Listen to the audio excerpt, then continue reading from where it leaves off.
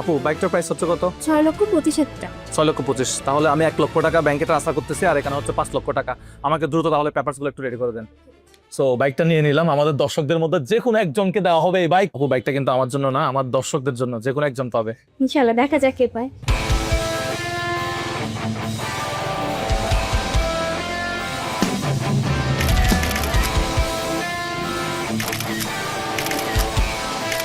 Finally ডান, অবশেষে আমাদের গাড়ি কিনা শেষ। এখন কেই পাচ্ছে এই বাইক সেটাই এখন দেখার বিষয়। Congratulation brother. Thank you so much.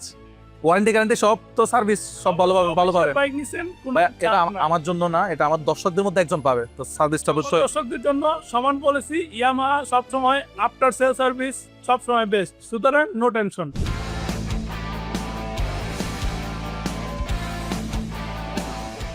আমি জানি একটা R15 কেনা বাংলাদেশের সবার স্বপ্ন, কিন্তু বাস্তবতাটা